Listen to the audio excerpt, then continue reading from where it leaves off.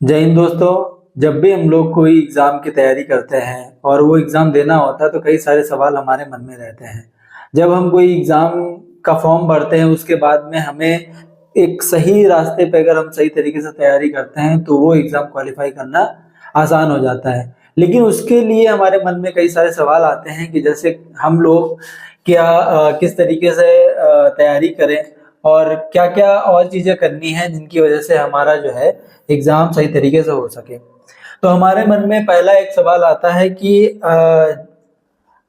हम किस तरीके से तैयारी करें, यानी तैयारी कैसे करें। और उसके बाद में आता है कि जब कोई एक नॉर्मल स्टूडेंट जो है अपना पूरा समय पढ़ाई के लिए देता है तो उसमें कितना समय हमको दे एग्जाम में, ताकि हमें एक पूरा सिलेबस जो है वो पूरा करने समय रहते हुए पूरा कर सके।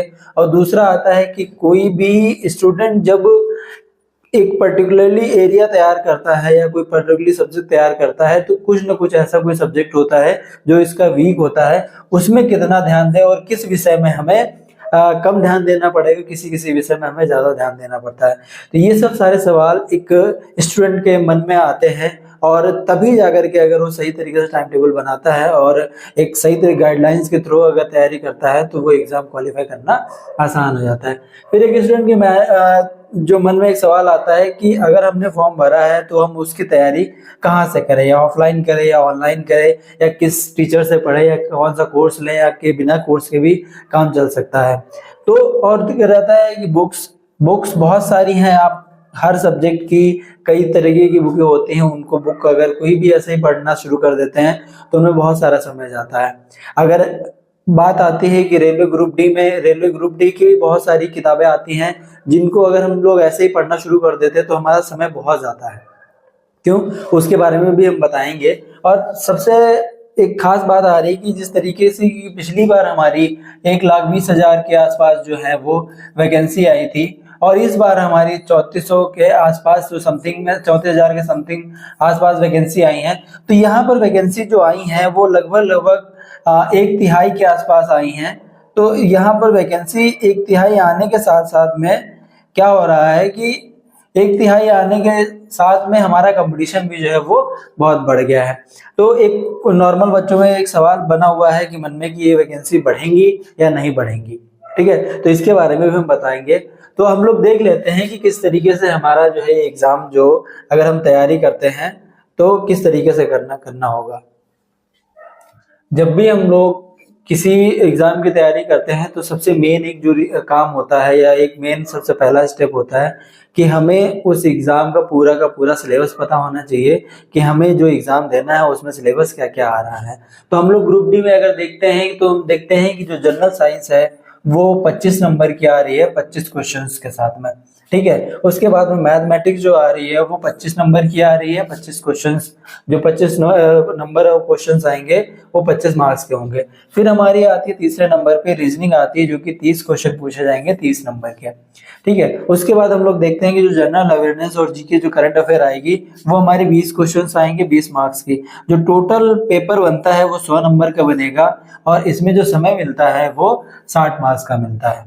ठीक है, तो सबसे पहले हम लोग देखते हैं कि सिलेबस में जो जनरल साइंस है वो उसका वेटेज ज्यादा दिख रहा है 25 नंबर के क्वेश्चन से जनरल साइंस में फिजिक्स केमिस्ट्री बायो और एनवायरनमेंट के साथ में आएगा। उसके बाद में मैथमेटिक्स आएगा, मैथमेटिक्स 25 नंबर के आएंगे, उसमें एडवांस और अर्थमेटिक आएगी। एडवांस का भी एक पर्टिकुलरली वेटेज है और अर्थमेटिक मैथ्स का भी जो है वो पर्टिकुलरली एक वेटेज है। फिर आता है रीजनिंग। रीजनिंग के नंबर ऑफ क्वेश्चन ज्यादा है और नंबर ऑफ मार्क्स भी ज्यादा है, 30 नंबर की हमारी रीजनिंग पूछी जा रही है इसमें। तो हम लोग किस तरीके से एक प्लान करें कि हमारे लगभग लगभग अगर पिछली बार की अगर कट ऑफ देखते हैं तो 70 प्लस थी, तो हम लोग किस तरीके से अगर प्लान बनाए कि हमारी इस बार जो है 80 प्लस के आसपास आए। अगर जब हमारे 80 प्लस हो पाएंगे तभी जाकर के हमारी कुछ मतलब एक जगह बनेगी, तभी तभी हमारा एक वैकेंसी सिक्योर हो पाएगी। तो हम लोग किस तरीके से कुछ बच्चे जो होते हैं वो साइंस बैकग्राउंड के होते हैं तो वो साइंस में स्कोर कर सकते हैं। कुछ बच्चे होते हैं जो आर्ट साइड्स के होते हैं तो उनके लिए मैथ्स और साइंस दोनों टफ हो जाती हैं। तो वहां पर किस तरीके से हम एक प्लान बनाए या किस तरीके से टाइम टेबल बनाए जिस तरीके से हम जो है उसका आगे कुछ कर सकते हैं। ठीक है, तो आगे हम लोग देख लेते हैं कि किस तरीके से हम लोग अगर प्लान करें तो पहले बात। तो उसके बाद हम लोग देखते हैं कि नंबर ऑफ वैकेंसीज किस जोन में कितनी आ रही है। ठीक है, तो ये जरूरी है कि बहुत सारे जो बच्चे हैं कहीं भी जो नंबर ऑफ वैकेंसीज जहाँ पे जिस जोन में ज्यादा आई हैं वहां से फॉर्म भर दिया है। तो सबसे ज्यादा हम लोग देखते हैं कि जैसे जयपुर में जो आई हैं वो जयपुर में 1400 के आसपास आई हैं। जयपुर में जो है वो 1400 के आसपास आई हैं। एक सेकेंड, हाँ, जयपुर में जो है 1433 आई हैं और प्रयागराज में 2020 के आसपास आई हैं। हुबली में 503 आई हैं और जबलपुर में 1664 और भुवनेश्वर में 964 और 1337 बिलासपुर में आई हैं और दिल्ली की जो वैकेंसी आई है वो 4785 के आसपास आई है।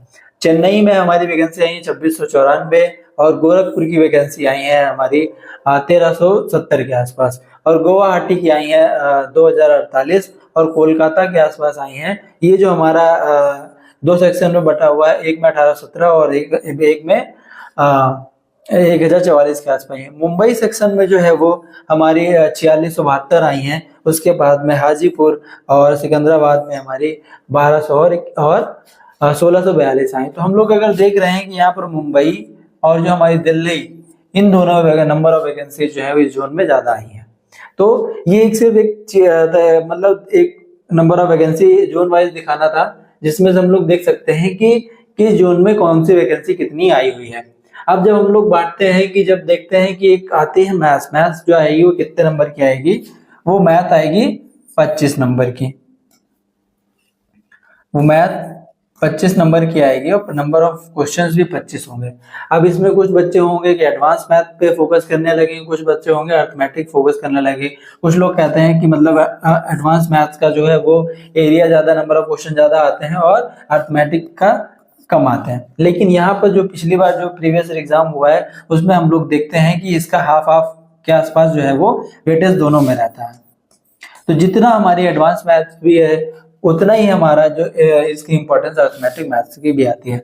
अब किसी की एडवांस मैथ स्ट्रांग होती है वो एडवांस मैथ में स्कोर कर लेता है, अर्थमेटिक नहीं कर पाता है। किसी के अर्थमेटिक में फोकस ज्यादा होता है, वो एडवांस में थोड़ी दिक्कत होती है। तो हमें किस तरीके से कौन कौन से ऐसे चैप्टर हैं जो एडवांस मैथ में पूछे जाते हैं, कौन कौन से चैप्टर हैं जो अर्थमेटिक मैथ में पूछे जाते हैं, दोनों बना करके अगर हम तैयारी करते हैं तो हमारा जो मैथ्स में होगा नंबर सिक्योर हो सकते हैं। क्यों? क्योंकि मैथ्स के जो क्वेश्चन अगर सही हुआ तो उसके फुल मार्क्स मिलने हैं, अगर गलत हुआ तो फुल मार्क्स नहीं, यानी पूरे नेगेटिव में चले जाएंगे नंबर। लेकिन जीएस में क्या होता है कि उसका सिलेबस बहुत ज्यादा वास्ट होता है, तो बच्चे को सिक्योर ही नहीं होता है कि हमारा क्वेश्चन सही भी होगा या गलत भी होगा। कुछ क्वेश्चन ऐसे हैं जिनके पता होता है कि हाँ ये क्वेश्चन या इसका आंसर जो है वो सही होगा, बट मैथ्स में क्या है कि अगर सॉल्व हो जा रहा है तो आपको फुल मार्क्स मिलेंगे।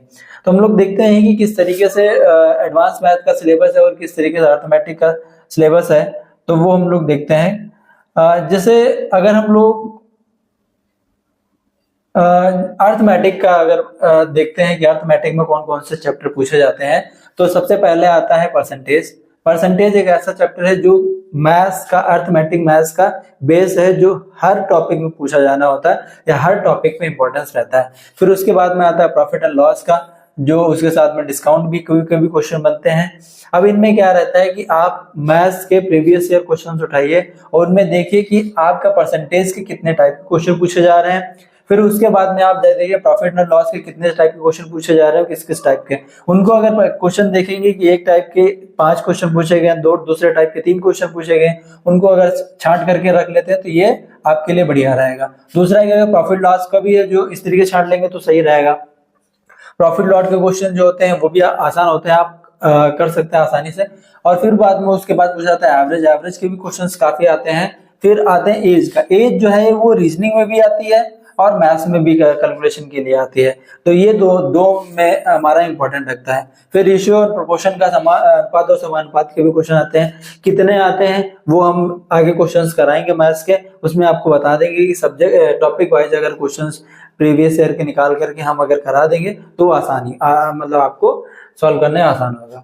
फिर हम लोग देखते हैं कि पाइप और सिस्टम के भी हमारे पूछे जाते हैं। ये पाइप और system work and time and work के जैसे ही होते हैं क्वेश्चन, और ये दोनों एक ही साथ पढ़े जाते हैं।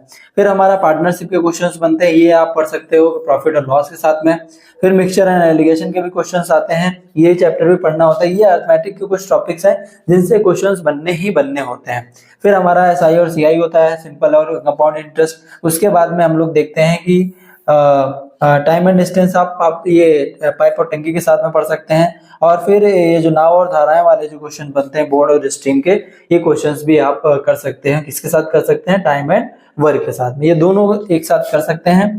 तो ये अरिथमेटिक के कुछ जो पोर्शन है या कुछ टॉपिक्स हैं जिन पे आप फोकस करके आप अरिथमेटिक के क्वेश्चंस 80 से 85 या 90% तक की जो इन्हीं से क्वेश्चन आएंगे। कुछ जो क्वेश्चन होते हैं वो अलग अलग टॉपिक से पूछ लिए जाते हैं। फिर हम लोग देखते हैं कि एडवांस मैथ में कौन कौन से जो है वो टॉपिक पूछे जाते हैं, उनके बारे में हम लोग देखेंगे कि एडवांस मैथ के क्या क्या क्वेश्चन हैं जो पूछे जाते हैं। हम लोग देखते हैं कि जैसे एडवांस मैथ में जो होता है सबसे पहले जो पूछा जाता है वो नंबर सिस्टम से ही एडवांस मैथ की स्टार्टिंग होती है। उसमें कई सारे क्वेश्चंस, कई कैटेगरीज में क्वेश्चंस बने होते हैं। पीवाईक्यू क्वेश्चन उठा करके देखते थे, दो से तीन टाइप के आसपास जो है वो पीवाईक्यू क्वेश्चन नंबर सिस्टम से बनते हैं। एलसीएम और एचसीएफ के क्वेश्चंस नंबर एडवांस मैथ से लिए जाते हैं। फिर सिंप्लीफिकेशन के भी क्वेश्चन कई टाइप के आते हैं। आप अलजेब्रिक फॉर्म में भी चले जाएंगे, उससे सिंप्लीफिकेशन के फॉर्म आते हैं। और जो नंबर्स लेकर के एक्स वाई के हो तो उनसे भी सिंप्लीफिकेशन के क्वेश्चन बनते हैं। अलजेब्रा पूछी जाती है, अच्छी पूछी जाती है। ट्रिग्नोमेट्री पूछी जाती है, ज्योमेट्री पूछी जाती है। और मेंसुरेशन में कई सारे क्वेश्चन जो है वो 2D से बनते हैं और कई क्वेश्चन जो है वो 3D से भी क्वेश्चन देखने को बनते हैं। 3D के भी क्वेश्चन जो है वो अब अपडेट हो रहे हैं, इनके क्वेश्चन भी देखना है। एक पर्टिकुलरली देखेंगे कि कितने कितने कैटेगरी में क्वेश्चन पूछे जा रहे हैं। फिर सांख्यिकी के भी कुछ क्वेश्चन पूछे जाते हैं। फिर डीआई के भी क्वेश्चन बनते हैं। इसके से 3 से 4 क्वेश्चन देखने को मिलते हैं। ये नंबर ऑफ क्वेश्चंस भी बता देंगे कि अगली बार में कितने कितने किसी पर्टिकुलरली हर, ये मान के चलिए 2 से 3, कभी कभी 2 फंस जाते हैं, कभी कभी जो होता है 3 क्वेश्चन फंस जाते हैं, कभी कभी एक ही क्वेश्चन बचता है। तो ये लेकिन मिनिमम जो है एक क्वेश्चन एक टॉपिक से मिलना ही मिलना होता है। तो आपने देखा कि एडवांस मैथ और अरिथमेटिक मैथ्स के जो टॉपिक हैं ये आप तैयार कर लेंगे तो आपके एडवांस मैथ जो है जो मैथ्स के जितने भी क्वेश्चन है वो सॉल्व हो जाएंगे। फिर हम लोग अगर देखते हैं कि आगे क्या सिलेबस है और क्या क्या देखने को मिलता है। फिर आता है कि हमारा रीजनिंग में एक आती है वर्बल रीजनिंग और दूसरी आती है इनवर्बल रीजनिंग या नॉन वर्बल रीजनिंग। तो वर्बल रीजनिंग के क्योंकि ये 30 कितने क्वेश्चंस की जो आती है ये 30 नंबर की आती है। तो 30 नंबर में अगर हम नंबर ऑफ क्वेश्चन जो अगर निकालते हैं तो 30 क्वेश्चंस भी आते हैं, 30 नंबर के आते हैं। तो इसका सिलेबस भी होगा, ये 2 भागों में बटा होता है, नॉन वर्बल और नॉन वर्बल। कुछ बच्चे रीजनिंग में बहुत ज्यादा समय दे देते हैं नॉन वर्बल में, लेकिन नॉन वर्बल के कुछ ऐसे क्वेश्चन जो होते हैं वो इजी होते हैं, वो आप ऐसे भी सॉल्व कर सकते हो। तो जो वर्बल रीजनिंग के होते हैं वो इंपॉर्टेंट होता है, वो टॉपिक पे आप टाइम लगाइए नॉन वर्बल के कंपेयर में, क्योंकि नॉन वर्बल के जो कुछ क्वेश्चन होते हैं वो सिर्फ आप देख के सॉल्व कर सकते हो। पेपर कटिंग वगैरह क्वेश्चन आते हैं तो उनमें जो आसान होता है, आप जो वर्बल रीजनिंग होती है उसको अगर आप सॉल्व कर लेते हैं या आप तैयार कर लेते हैं तो आपको नंबर अच्छे मिलते हैं। ठीक है, इसमें आता है कि एनालॉगी वर्बल आता है, कोडिंग डिकोडिंग के भी क्वेश्चंस पूछे जाते हैं जो एसएससी वगैरह में पूछे जाते हैं, उसी टाइप के क्वेश्चंस में पूछे जाते हैं। सीरीज जो आती है वो नंबर की भी सीरीज देखने को मिलती है कि आप जैसे 5, 8, 15 एंड देन अगला नंबर निकालो और एबीसी भी निकलता है कि मान लो कि अगर ये बी सी का बनना है और डी ए का बनना है तो अगला पेयर निकालने के लिए। तो ये हो गया हमारा नंबर का और ये हो गया लेटर्स का। फिर अल्फा न्यूमेरिक भी आती हैं कुछ जो सीरीज देखने को मिलती है, वो भी फाइंड करने के लिए आती हैं, तो आप वो भी देख सकते हो। फिर हम लोग देखते हैं कि जो न्याय वाक्य भी देखने को मिलते हैं कि कई स्टेटमेंट होंगे उसमें आपको छांटना पड़ेगा। फिर स्टेटमेंट एंड कंक्लूजन वाले और इंजप्शंस वाले भी मिलते हैं क्वेश्चंस देखने को, तो ये टॉपिक भी आप तैयार कर सकते हो। ये वाले जो टॉपिक होते हैं आजकल ज्यादा देखने को मिलता है। ब्लड रिलेशन का एक ना एक क्वेश्चन तो देखने को मिलता है कि रीजनिंग में एक क्वेश्चन ब्लड रिलेशन का मिलेगा। फिर डायरेक्शन का जो क्वेश्चन होता है, डायरेक्शन से भी 1 या 2 क्वेश्चन कभी कभी पूछ लेता है बना करके रीजनिंग में। फिर क्यूब एंड डाइस के भी क्वेश्चन देखने को मिलते हैं, तो ये टॉपिक भी तैयार कर सकते हैं, इससे भी आपको अच्छा स्कोर होगा। फिर मैथमेटिकल ऑपरेशन होती है, उसके भी क्वेश्चन जो है वो छांटने पड़ते हैं। ये हमारा रीजनिंग और मैथ दोनों में काम आता है, ये सीरीज में उसमें पूछा जाता है।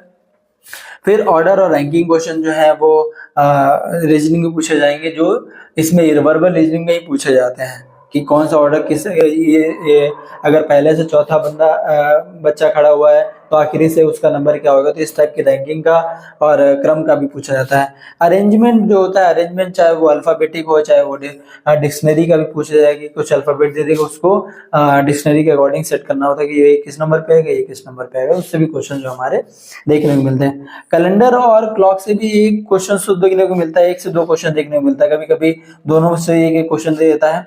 फिर हमारा सीटिंग अरेंजमेंट, ये मोस्ट इंपॉर्टेंट है, इससे भी आप तैयारी कर सकते हैं। जो इससे क्वेश्चंस 1 से अधिक देखने को मिलते हैं, 2 मिनिमम क्वेश्चंस देखने को मिलते हैं सीटिंग और अरेंजमेंट का। ये पजल्स में भी आता है, या जो पजल का अलग से भी क्वेश्चन बन जाता है तो 1 नंबर का क्वेश्चन बन जाता है। ठीक है, आगे हम लोग देखेंगे कि आगे का जो सिलेबस है वो किस तरीके का है। नॉन वर्बल की जो रीजनिंग होती है उसमें क्या क्या पूछा जाता है। पहला तो सीरीज नॉन वर्बल जो पूछा जाता है। उसके बाद में काउंटिंग ऑफ फिगर्स, यानी कोई एक ट्रायंगल दे दिया जाता है जिसमें हमें फिगर्स पता करने होते हैं कि कितने ट्रायंगल बनेंगे। ठीक है, तो इस टाइप के जो क्वेश्चंस आते हैं वो काउंटिंग फिगर में ही आते हैं।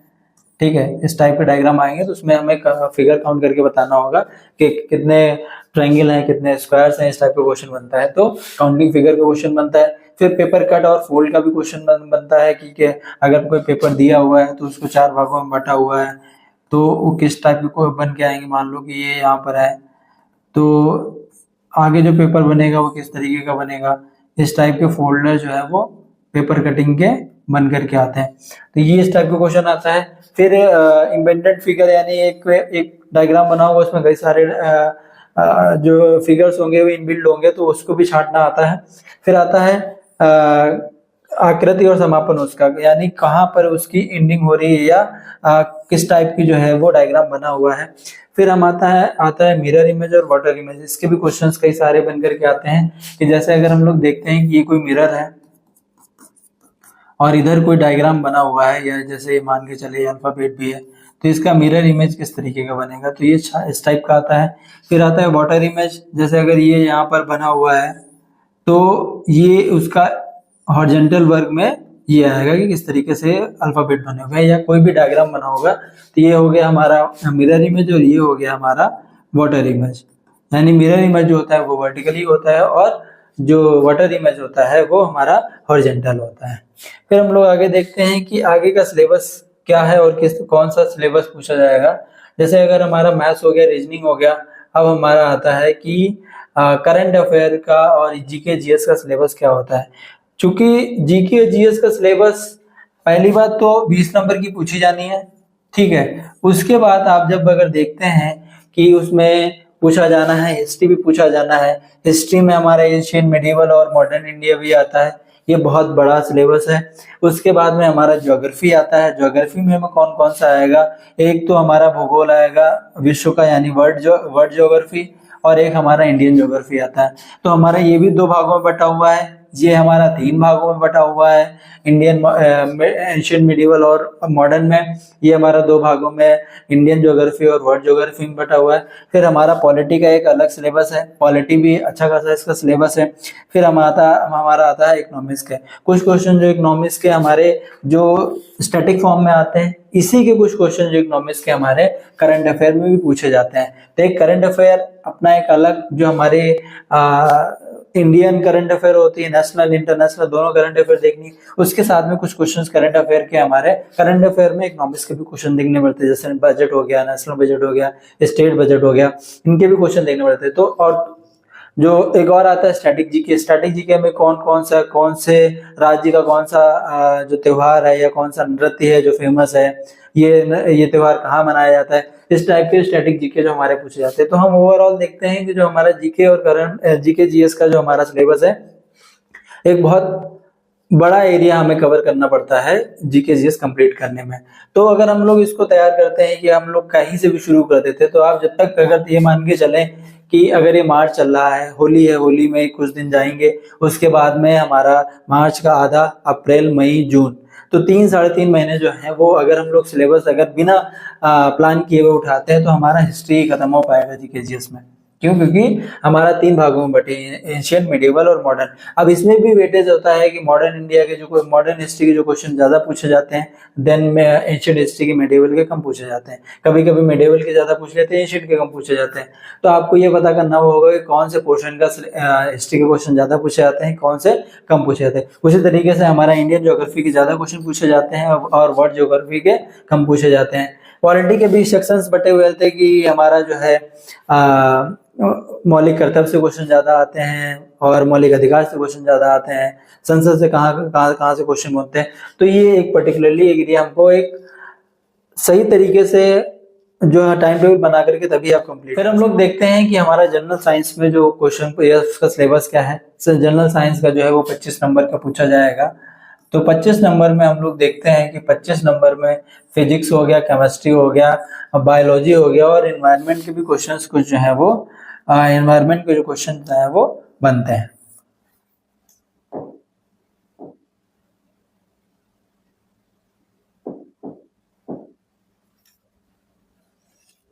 ठीक है, तो जो कुछ क्वेश्चन जो है हमारे एनवायरनमेंट के बनते हैं और फिजिक्स, केमिस्ट्री, बायो। तो आप देखते हैं कि जो स्टूडेंट साइंस बैकग्राउंड का है, जिसने हाई स्कूल इंटर में साइंस लिया है, उसके लिए फिजिक्स आसान हो जाती है। लेकिन जो बच्चा, क्योंकि इसकी मिनिमम क्वालिफिकेशन 10th पास है, मान लो किसी ने 10th पास के बच्चे ने जो कि आर्ट साइड का है, उसने अगर ये फॉर्म भरा तो उसके लिए साइंस एक हैवी हो जाएगा, जो टफ हो जाएगा। उसके लिए सिलेबस जो है वो फिजिक्स, केमिस्ट्री उसका जो एक शुरू से शुरू करना पड़ेगा, क्योंकि उसने कभी पढ़ी ही नहीं है। लेकिन और दूसरा ये कि जिसने अगर आर्ट साइड से ग्रेजुएशन भी की है, उसको भी सर जो है वो साइंस सेक्शन पढ़ना पड़ेगा। बट उसके साथ में एनवायरनमेंट के भी क्वेश्चन जो है वो आते हैं। तो लेकिन इसके जो फिजिक्स और केमिस्ट्री और बायो का जो सिलेबस है वो जीएस से कम है।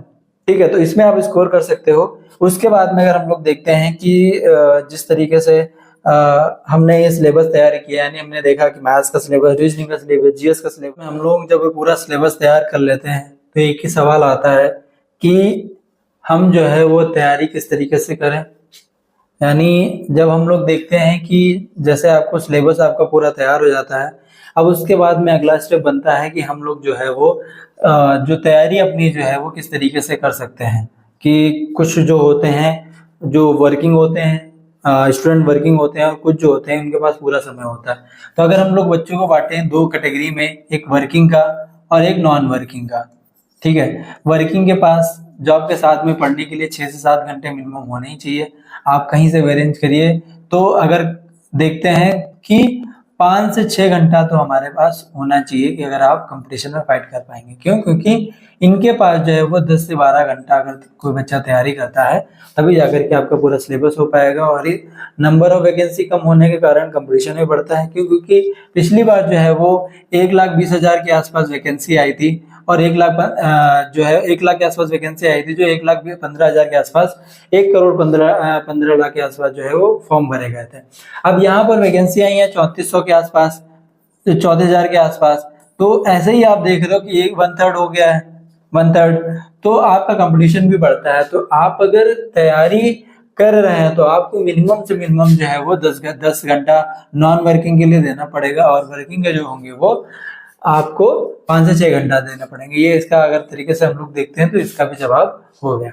अब जो तैयारी का अगर देखते हैं कि तैयारी अगर करना है, तो तैयारी करने के भी जो 2 तरीके हो सकते हैं कि एक जो होता है जो ऑनलाइन होता है,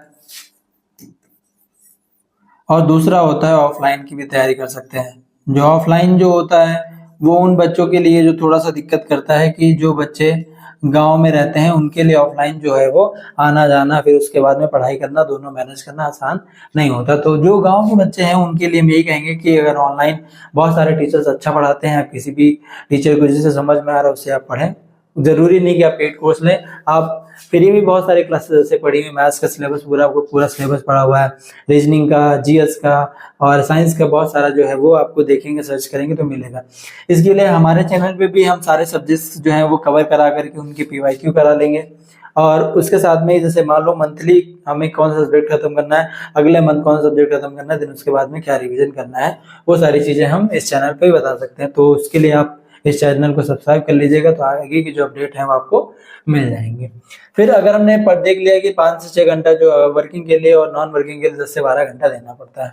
अब आता है कि कौन से विषय पे ज्यादा ध्यान दे और किस विषय का स्कोरिंग सबसे ज्यादा है। तो हम लोग देखते हैं कि साइंस का जो है वो 25 नंबर का पूछा जा रहा है, मैथ्स जो है वो 25 नंबर की पूछी जा रही है, रीजनिंग हमारी जो है वो 30 नंबर की पूछी जा रही है, और जीके जो जीएस है वो हमारी 20 नंबर की पूछी जा रही है। तो हम लोग देखते हैं कि जो स्कोरिंग सब्जेक्ट अगर कहा जाए कि साइंस का अगर कम सिलेबस के साथ में स्कोरिंग नंबर क्वेश्चन अच्छे हैं, मैथ्स अगर तैयार कर लेते हैं तो इसमें गलत होने की संभावनाएं कम होती हैं, रीजनिंग कुछ ऐसे क्वेश्चन होते हैं जो आसानी से सॉल्व हो सकते हैं। तो अगर हम लोग अगर स्कोर करना चाहें तो इनसे आप 3 सब्जेक्ट से आप कर सकते हो, ठीक है। कुछ बच्चों का जो होगा वो जीके जीएस पे स्ट्रांग होगा, जिनका जीके जीएस स्ट्रांग होगा वो इन पे फोकस करके अपना स्कोर सही कर सकते हैं।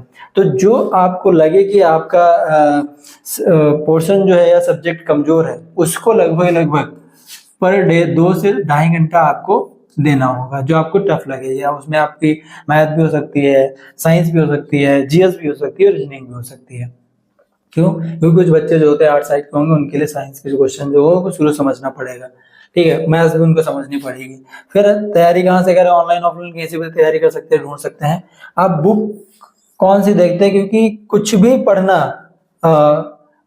कोई सोल्यूशन नहीं कि हमने कोई बुक उठा दी और शुरू से पढ़ना शुरू कर दिया, उसमें बहुत ज्यादा समझ आएगा।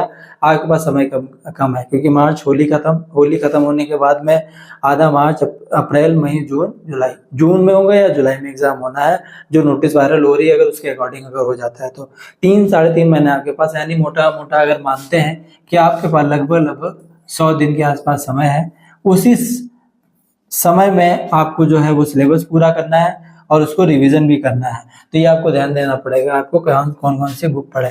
अब इनको पढ़ने के लिए अगर हम कहते हैं कि एक तो होता है कि आप सारे जो प्रीवियस ईयर क्वेश्चंस होते हैं उनको देखिए, उनके लिए करंट पब्लिकेशन हो गया और बहुत सारे हो गए, यूथ पब्लिकेशन हो गया, बहुत सारे जो है वो पीवाईक्यू निकालते हैं, ठीक है, बहुत सारी सिलेबस निकालते हैं। फिर आता है कि किसी भी सब्जेक्ट की अगर बेसिक बुक लेनी है, जैसे कहते हैं कि हिस्ट्री की हमने अलग ले ली और ज्योग्राफी की अलग ले ली और साइंस की अलग ले ली, साइंस में भी तीनों कैटेगरी में बटी हुई है, फिजिक्स केमिस्ट्री की बायो की अलग ले ली। या फिर कुछ बच्चे जो होते हैं पूरी जीएस के लिए हमारा लूसेंट प्रेफर करते हैं कि लूसेंट पढ़ लेंगे उससे क्वालिफाई हो जाएगा। हाँ ठीक है, लूसेंट भी निकल सकता है, लूसेंट भी ठीक है, लेकिन उसके साथ में आपको बेस जो है वो कंप्लीट करना ही पड़ेगा।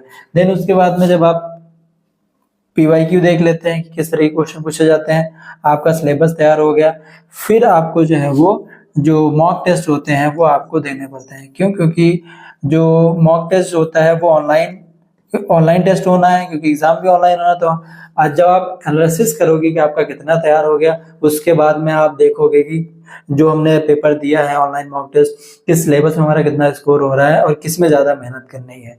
तो ये जो आपकी कितनी मेहनत हुई है ये आपका मॉक टेस्ट ही डिसाइड करेगा। जब ये दोनों चीजें हो जाती हैं, जब आपका सिलेबस होता है, आपके नोट्स हो गए, उसके बाद में जैसे अगर कहते हैं कि रिवीजन, अब जैसे आप मान लो मॉक टेस्ट देने के बाद आपको लगा कि इस पर्टिकुलरली एरिया में हमारे नंबर कम आ रहे हैं, तो उसका रिवीजन बढ़ाइए आप, ठीक है। फिर आता है कि वैकेंसी, एक क्वेश्चन बनता है कि जो वैकेंसी आई है 34,000 के आसपास, वो हमारी वैकेंसी बढ़ेंगी या नहीं बढ़ेंगी। तो हम लोग अगर देखते हैं कि जो 34,000 के आसपास में वैकेंसी आई है, 34,000 समथिंग कुछ आई है, उसको बढ़ना या घटना, कुछ बच्चों ने आरटीआई डाली है, कोर्ट केस किया है, लेकिन अगर वो बढ़ती हैं तब पर भी आपको अपनी एक वैकेंसी के लिए लड़ना पड़ेगा। अगर नहीं बढ़ती हैं तब पर भी आपको एक वैकेंसी के लिए लड़ना पड़ेगा। क्यों? क्योंकि नंबर ऑफ वैकेंसी अगर पिछली बार के देखी जाए तो 1/3 के आसपास आई हैं, तो 1/3 में आपका कंपटीशन भी जो है वो ज्यादा बढ़ेगा। कंपटीशन बढ़ना, आपको मेहनत करना पड़ेगा, आपको फाइट करनी पड़ेगी अपनी जो जॉब है वो सिक्योर करने के लिए, ठीक है। पहले सीबीटी होगा, फिर उसके बाद में आपका फिजिकल टेस्ट होगा, इसमें रनिंग होती है, कुछ वेट लगा के दौड़ना पड़ता है, वुमेन्स के लिए अलग होता है, मेल के लिए अलग होता है, फीमेल के लिए अलग होता है, ठीक है। तो वो बात की बात है, बट पहले आपको जो है वो जो सीबीटी देना पड़ेगा, उसके लिए आपका सिलेबस और एक पर्टिकुलरली टाइम टेबल बना करके अपने टेबल के सामने चिपका लीजिए और उसी के अकॉर्डिंग पढ़िए। तो आपका जो है वो सिलेबस कितना कवर हो गया, कितना बाकी रह गया है, वो एक आपको पता चलता जाएगा कि आपने इतना कवर करना है, आपका इतना हो गया। उसके बाद में रिवीजन या मॉक टेस्ट दे सकते हैं। आपको अगर ये वीडियो अच्छी लगी हो तो इस वीडियो को लाइक कर दीजिएगा, हमारे चैनल को सब्सक्राइब कर लीजिएगा और अपने दोस्तों के साथ में ये वीडियो शेयर जरूर कर दीजिएगा। इसी के साथ जय हिंद, जय भारत।